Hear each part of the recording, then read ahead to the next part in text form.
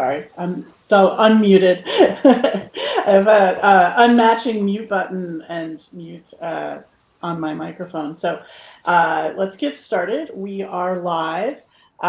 This is Amy Fong from Everest Group, and we're here to talk about our IT sourcing pinnacle and IT sourcing in general. For those of you who just attended our webinar, thank you for attending. We wanted to do a LinkedIn Live after so we could have a little bit more conversation about this. So we'll do some quick intros. Amy Fong, I'm a partner with Everest Group. I lead our sourcing and vendor management teams.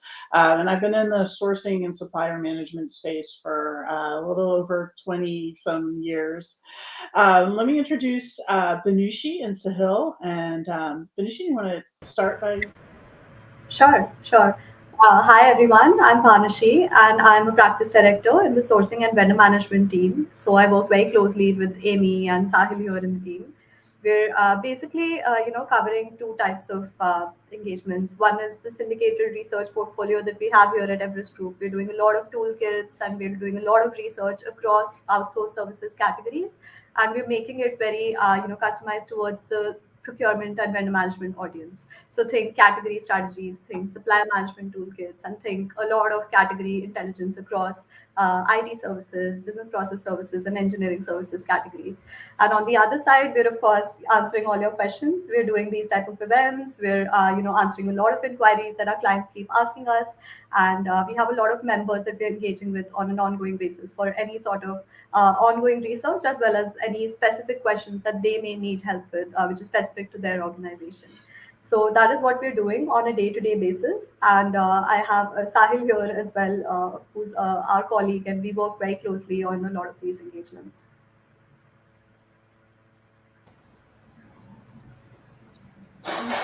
Banushi, great overview of what we do. And Sahil, why don't you introduce yourself? Sure, Amy. Hi everyone. I'm Sahil Lumba. I'm working as a senior analyst in the sourcing and vendor management practice here at Everest Group. I come with a procurement and strategic sourcing consulting background, and I've been working with the team on areas like strategic sourcing, category management, supplier relationship management, vendor management, and have been currently leading this IT sourcing pinnacle assessment study with the team. And yeah, looking forward to a great session today. Yeah, thanks, guys. So we have a pretty global team here, and neglected to mention where I am. I would love to hear where everyone in the audience is from. I'm in the San Francisco Bay Area, where we have a rainy morning, rainy spring morning that will likely turn into a sunny spring afternoon, because that's how it is in March and April here. Yeah, Uh, and I'm tuning in from Gurgaon, which is based in India, and it is burning hot over here. It's March right now, and we're still, currently we're sitting at 40 degrees Celsius, which is very, very hot for a March day. Typically, we're sitting at 40 degrees Celsius in May or in June, but I don't know what's going to happen this year. So really, really scared of what's going to happen. But like Amy said, let us know where you all are tuning in from. she makes that summer trip to India sound so appealing, doesn't she? Yeah, Amy has to come and visit us in June now. And I see we've got people from Dallas and from Brooklyn and from Fort Lauderdale. So hopefully some others on from Europe to round this out, and maybe we can hit a couple more continents. Yeah. All right. So I think we wanted to start just by talking a little bit about the Pinnacle model and just some quick overviews of that. Um, the point of the Pinnacle model is to look at companies and compare their performance and their outcomes against their capabilities compared to others of their peers. Banushi Sahil, tell me a little bit about the interviews that you did to go along with this, because I think we spent a lot of time in the LinkedIn Live talking about the data, but often the qualitative conversations are like so much more interesting. So Yeah, let's talk a little bit about that. definitely. So I, before I start talking about that, I do see that someone has joined us from UK, and love to see the diversity that's here from a global perspective. Uh, Anyway, getting started, I think, like Amy already mentioned, we did a webinar on this recently, right? So the Pinnacle model is something that we have, Everest Group has built upon for the last couple of years. We've done a lot of foundational research on this topic across areas. We've done services sourcing, we've done supplier management, and this particular one is on IT sourcing. So it's capability versus outcomes. You develop the right capabilities and you reach the right outcomes. And the aim is to reach that green box on the right, right? The pinnacle or the best in class enterprises. This is what everyone wants to aspire to be.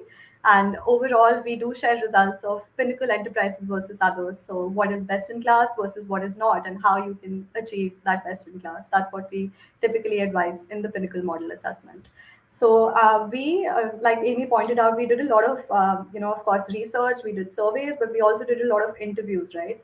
So a couple of insights that really stood out from interviewing large companies. One of them was a very, very large. All of you must be knowing its name, but let's just stick to the basics. So a very large technology company.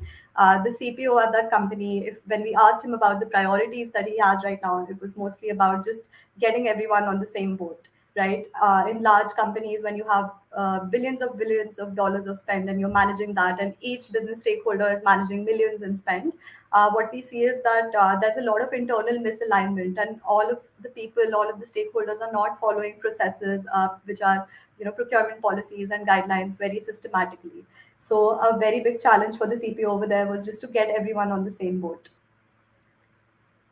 Yeah, that doesn't surprise me. I mean, I think one of the biggest challenges sourcing teams have, or procurement as a function, is that they have so many stakeholders across the entire business, as well as suppliers. There's so many you want everybody marching to the same plan, and it's incredibly difficult to get that level of collaboration. So that's a big challenge. Yeah. In fact, that's one of the areas that we also try to measure through this assessment, right? If you look at the fifth capability on the rightmost corner, it's about process compliance. So we Yeah. try to see how much, IT sourcing professionals or CPOs are complying to the procurement policies and guidelines as a whole. Yeah, The that's a great point. yeah. I see a question from Bridget. Thanks, Bridget. Did they have any tips to get everyone on the same page? I mean, if I could crack that code, I would probably take a lot more vacations than I do now. Sahil Banushi, any thoughts from you that you've heard? Yeah. So one of the things that this particular leader was doing was he was getting into each particular department and having these what do you call them, IT procurement change management sessions with them. So I think it's a lot about communication, right? He was saying how earlier they used to communicate more on a quarterly basis, but now he's reached monthly levels, and that's a huge achievement for getting into the seat at the top, right? Just getting into those connects with the leadership and getting a seat at the table with the leadership so that you can be involved in the major decision making as well. Another thing that we've seen is that procurement typically gets involved at later stages in the sourcing process. So you're not at requirements definition, you're not even at RFP, you're just at the end, in contracts also in a lot of categories, which is not good for your rates. You're just going to get your suppliers are going to loot you if you don't involve procurement. So another thing that this particular professional was trying to do was just get into all of those meetings with the suppliers wherein they were defining requirements.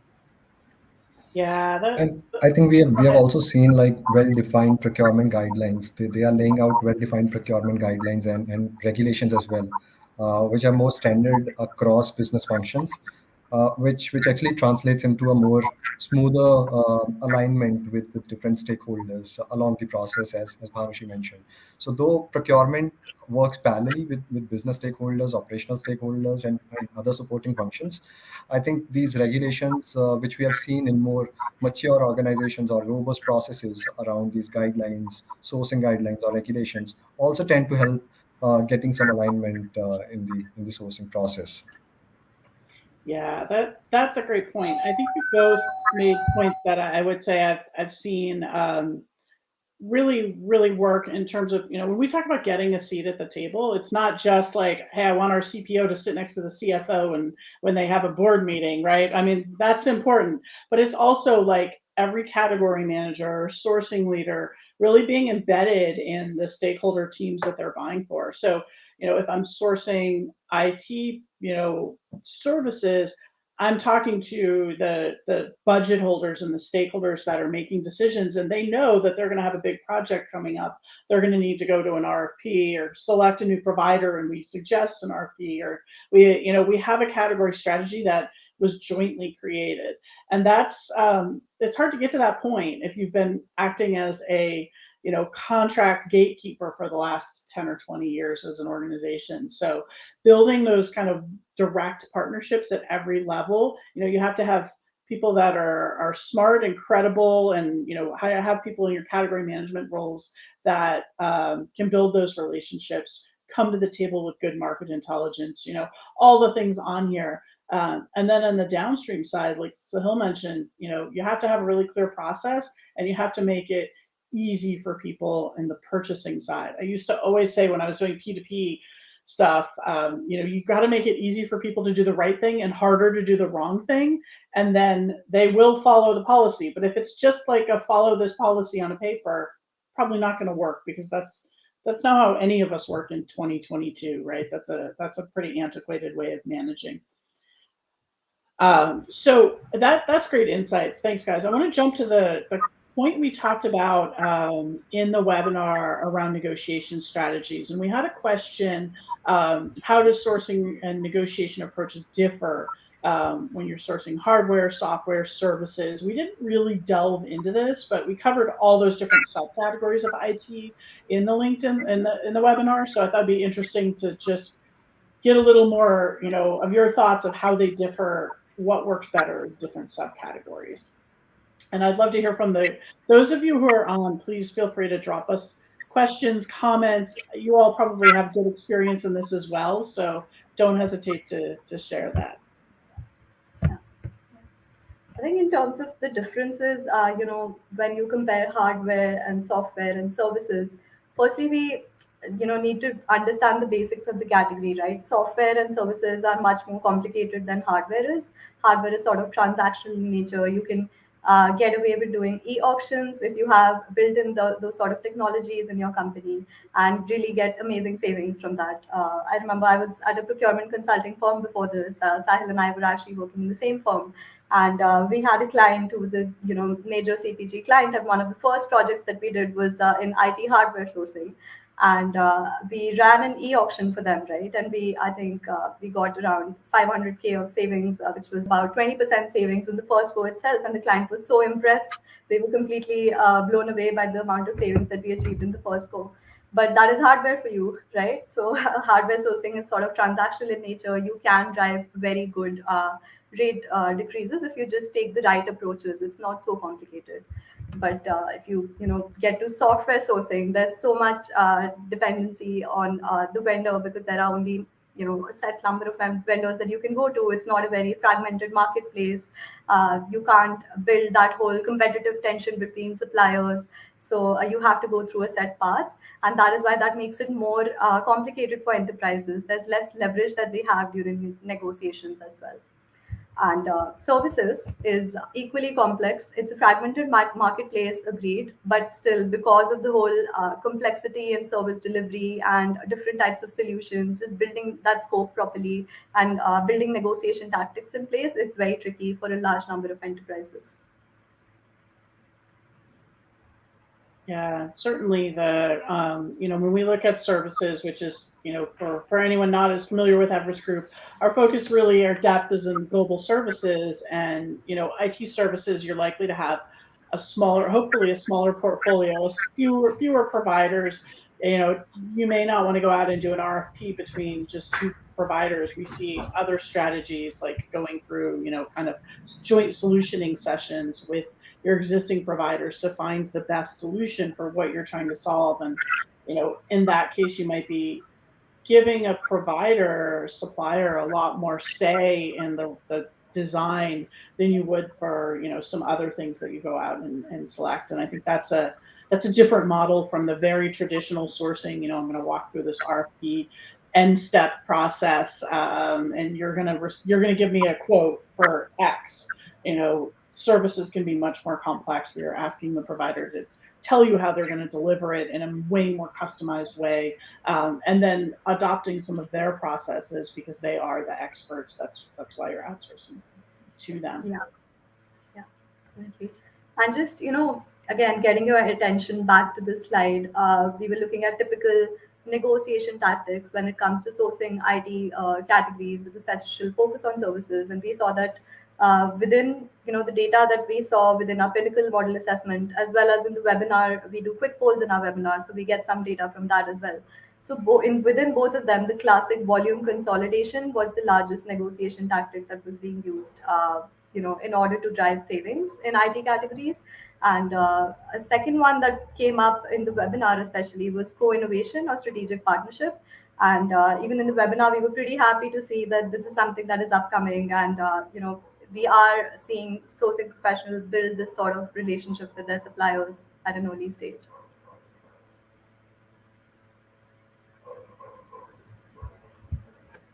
Sahil, did you want to comment on that? Yeah, I think in terms of the negotiation tactics, it's also important to understand the commercial constructs that goes into different IT categories that we are discussing, right? So as Panushi mentioned, like software, hardware, they have mostly a set commercial construct defined in the contracts, right? Whereas for the services side, which are more like talent based or resources are involved, FTEs are involved, the IT budgets tend to, or the commercial construct tends to be more sensitive there, which we have seen last year as well during the IT talent war that we have seen in the last year, which uh, actually distracted or created a mess around the IT budgets that were there in the market. So that's also important to some extent to know the commercial constructs that goes into the contract while negotiating or while creating these negotiation tactics. And I think more Pinnacle organizations are also like focusing around having more like process improvement tactics as well, along with the more conventional side of negotiations like volume consolidation or discounting part. They are also moving towards more like process improvement side or reduction of FTs as well. So that's good to see that organizations are moving in that direction as well, along with the conventional tactics that have been there in the market. Yeah, I agree. Benushi, you brought up e-auctions, and I'm curious if anyone in the audience uses e-auctions or is using them recently. I think that's a really interesting tactic. You talked about using it from hardware. I know we covered e-auctions. We had a year ago about a number of clients that were talking about using e-auctions for outsourced services for various roles and rates.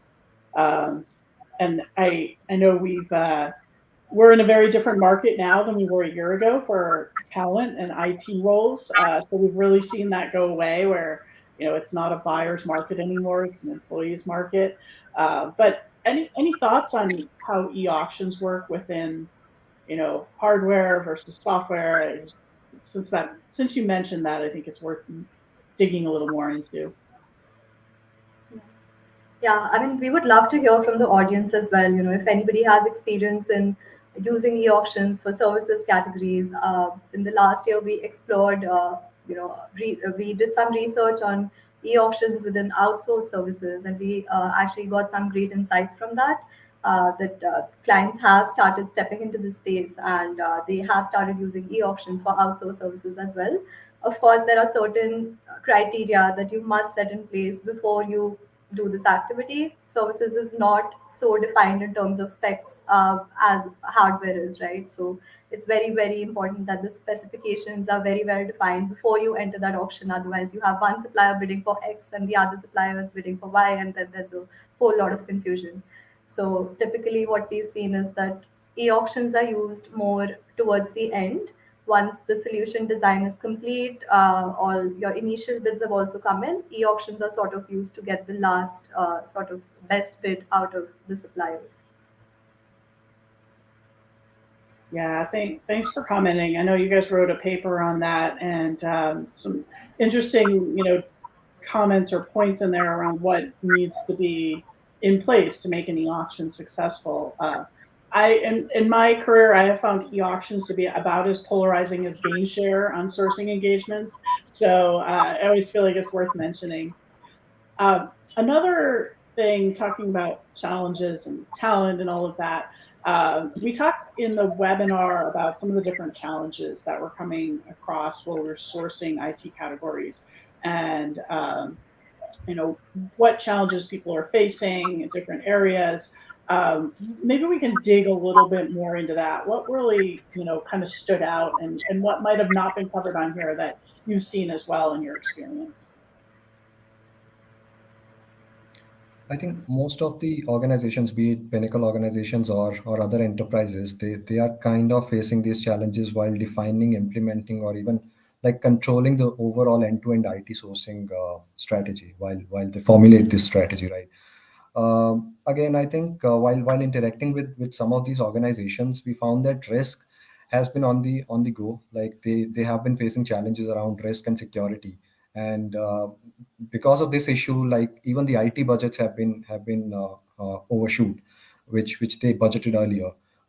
Even we see that there are some tensions geopolitical as well. So there are risks associated with geopolitical concerns as well, which is again like impacting the overall IT budget in future. So again, like risk, I would say this is the highlight of the study in terms of even Pinnacle organizations calling out like more than 85%. I could remember calling out high risk and security concerns as their major challenge. Even to some extent, I would say complex supplier ecosystem, be it in terms of supplier mix, service mix, or the scope split that they have in the market. They're facing challenges around these supplier issues, and this ties back to our study insights as well on the market intel that these organizations are also using supplier qualification as one of the top market intel areas. So again, like because they are facing challenges around this ecosystem, they try to overcome the challenge using those aspects. And also, I think more Pinnacle organizations have been setting up dedicated strategic supplier management teams. Hmm. So they proactively actually capture uh, their contract tracking. They capture the portfolio assessments. So all these things they are capturing on a strategic basis. Like they have dedicated teams which are working on supplier ecosystem and supplier engagement initiatives, which makes them to some extent mitigate this challenge.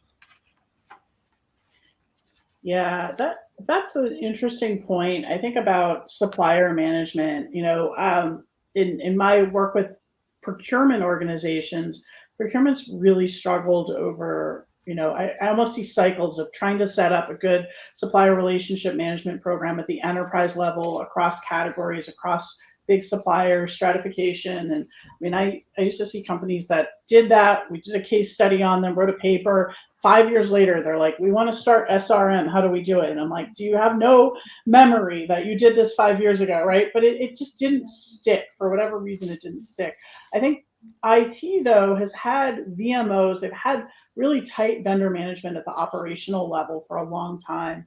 And what I've seen in a lot of our work with, across services categories is procurement and those VMOs really working together more and more. And we have some clients we're working with to sort of make sure that the risk management and the operational performance management and the sourcing, all of that is connected and it's feeding from one group to another group.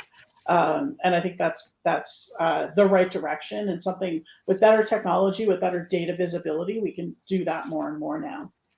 Um, it's not just a bunch of people with their own spreadsheets and their own, SharePoint. I see a question from David, who is joining us from the UK. Great to have you, David. Is supplier consolidation still a key goal for procurement teams, or has the pandemic and geopolitical issues changed this thinking? Great question, David. Do you guys want to take that? Because that's a hot question right now. I think we've had that conversation with probably 20 different clients in the last couple months. Yeah, yeah. I think portfolio strategies and the whole topic around whether you should consolidate suppliers, whether you should add niche suppliers, or whether you should just, balance scope within your portfolio. all of these three combined is again upcoming because of the geopolitical risks that have come up, right? So again, risk professionals have been on the hook for the past couple of years. First, you have the pandemic. Now you have this whole Ukraine-Russia service delivery crisis that may not be as huge because nearshore delivery, at least according to our data, is not from Ukraine is not as big in the numbers. But when you look at the whole landscape as a whole, if service delivery is affected in nearshore geographies across Poland, Russia, etc., then your entire ecosystem is disturbed again. You need to think about whether you want to move to, say, LATAM or India, or just figure out another portfolio strategy as a whole. So that topic has again come up, and many organizations that we are talking to are trying to figure out how to rebalance work across portfolio and set those sort of ratios in place. How much work should they have offshore? How much work should they have nearshore? And which countries should they again start focusing on? Yeah. Yeah. In So fact, we have a virtual roundtable also coming up in the next month, in which we're getting a lot of enterprises together, and we're going to, have a conversation around this topic and try to gather insights from peers and try to build more data on this. yeah, thanks for mentioning that, Banushi.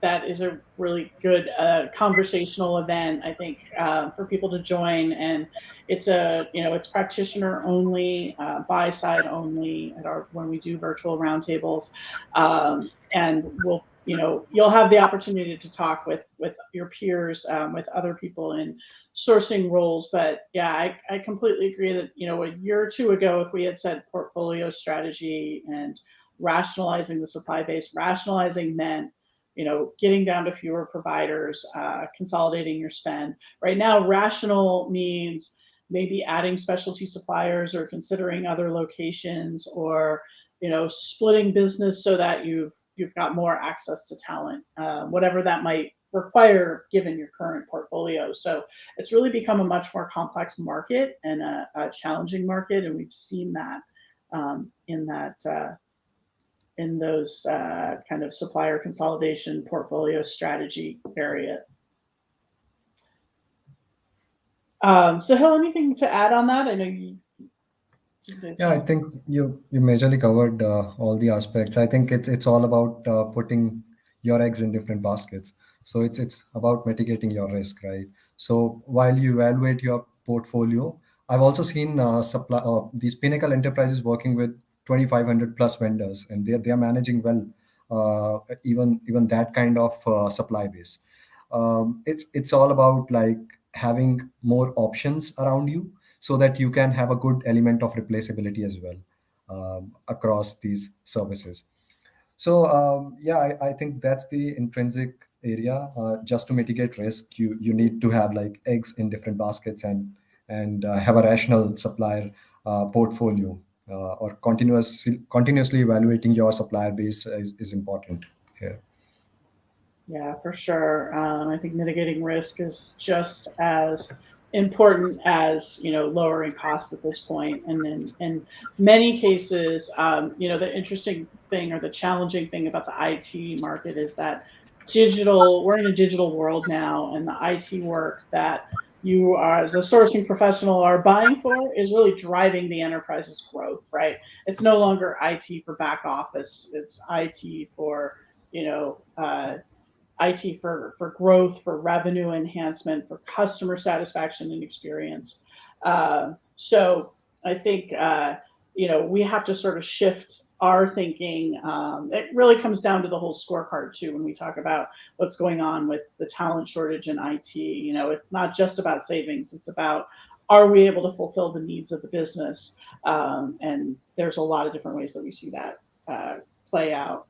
So I know we had one more point that we didn't get to finish in the webinar that I'd love to talk about, and that was just around market intelligence.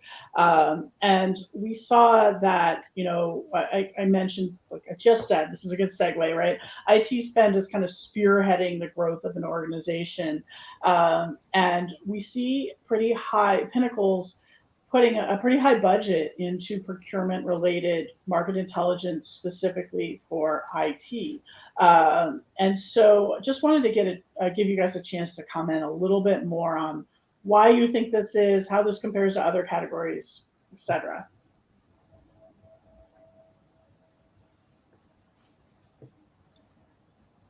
Yeah, I think these organizations are kind of leveraging market intel for the potential opportunities that are coming in the market, right? There could be changes in the market, supplier dynamics are changing in the market. There could be some tech change, scope change. So there are n number of things which these enterprises or organizations are actually kind of leveraging market intel.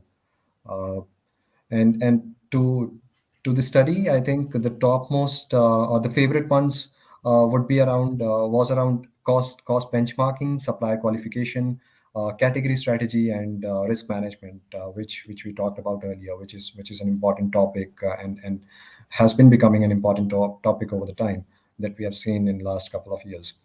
And even Amy, you rightly mentioned, like these pinnacle organizations have been investing heavily in professional market intel studies and reports in order to validate their business cases and let's say take optimal sourcing decisions on the go, right? So I think that's how they're trying to manage their spend, or they're trying to allocate their budgets towards market intel as well.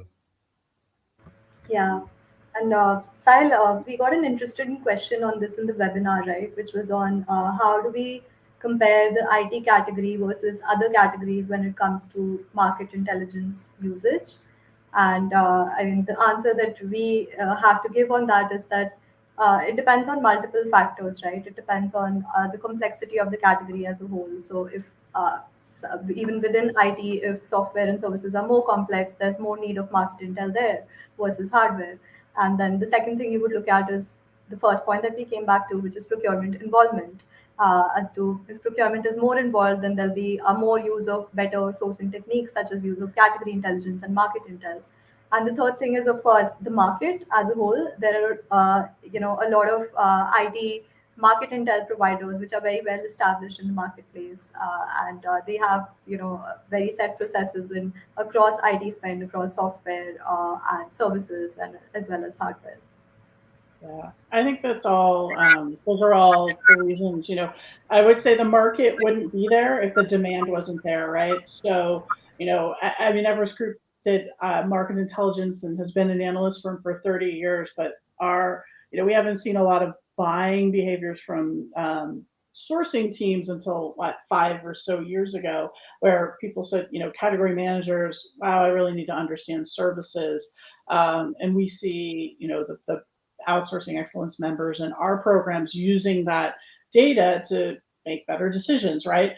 5 years ago, 10 years ago, procurement wasn't really the people asking for that data. It was IT asking directly, or the stakeholders. So as the role of procurement has changed, that's certainly changed as well. That's built up that market. There's a lot of tech market intelligence firms that were babies 10 years ago or weren't even around, or 15 years ago. And as the market's gotten more complex, there's been more service providers there to help them understand it. But I think that the pivot now, where IT is really, and technology as a whole is driving the growth of companies, that's a huge impact on this as well. So I want to give one last opportunity. If anyone from the crowd has a question, um, we do have a webinar that we just finished up. So if you're looking for these slides, they will be published on the Everest Group site under webinars, usually within a couple of days. The entire webinar will be there, and then this LinkedIn Live will also be available on LinkedIn, obviously to watch as a replay. So if you want the slides from that we just showed, they're part of that broader webinar. You can download them from the Everest Group site. And with that, I think we can start to wrap up. We did have one offer, and I'll extend this here as well. This was really for those who attended the webinar. If you're on the buy side, if you're from an IT organization, we're offering you one of our peak matrices. The peak matrix is Everest Group's external comparison of service providers, or technology providers or solution providers. Pinnacle model we talked about is how we compare buy-side companies to each other, whereas the peak is providers. Any of these categories on the left here, cloud, analytics, mainframe, application services, digital workplace, IT services, or network services. We actually put out about 85 peaks a year. So there are a lot more than this, but these are a few in the IT space that we're happy to make available to you. And I believe there is a link in the chat that you should be able to click, and we can get you that report. Happy to share it, and also even have an analyst talk through it if you have questions. Like I said earlier, our goal is really to help sourcing people help their stakeholders make better decisions. So there's a lot of great content in there that can help out. So with that, we will wrap up. Thank you everyone for attending, and thanks Venusia and Sahil. Great conversation. Great work on this study. I think there's a lot of really interesting data in here, and we'll continue to kind of mine it and share insights as we go. And if you're if anyone on is a member of our outsourcing excellence program and didn't take this study, you always have the option to go back and take any of this one or any of the old ones. It's an always on kind of assessment. So thanks everyone, and have a great evening or morning or middle of the day. Thanks, everyone. Thanks, everyone.